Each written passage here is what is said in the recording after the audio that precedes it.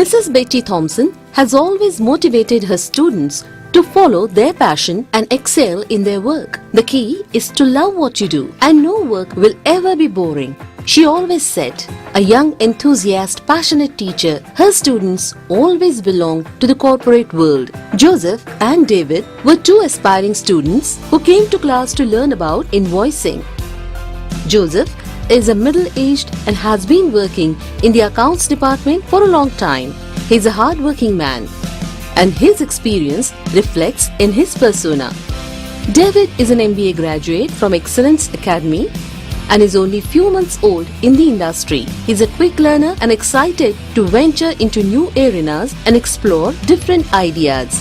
In today's session, Betty will guide the class on making payments to vendors in 3 simple steps. First step, make invoice using FB60. Second step, display document using FB03. Third step, check printing using F58. Now let us go through each step in detail. The first step is to generate an invoice using FB60.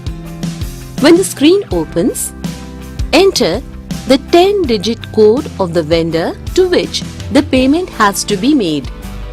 Next, enter the invoice date and the posting date. After doing that, enter the business place and selection and then enter any comments in the text field. After doing the above, create the items for which the payment has to be done. Enter the account from which the amount has to be debited in GL accounts. Input the amount, business area, cost center and click on the Simulate button. After pressing on Simulate, click the Save button that will generate the document number. Step 2 is to view the document generated for which you will have to use FB03. Enter the document number, company code and fiscal year. Ma'am, can we display any document using FB03? Yes. You will just have to enter the document number, company code and fiscal year. Step 3 includes check printing using F58.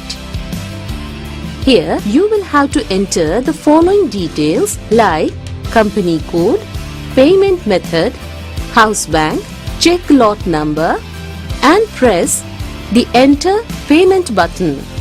The last step is to enter the amount, vendor code, business area and click Process Open Items for check printing the invoice.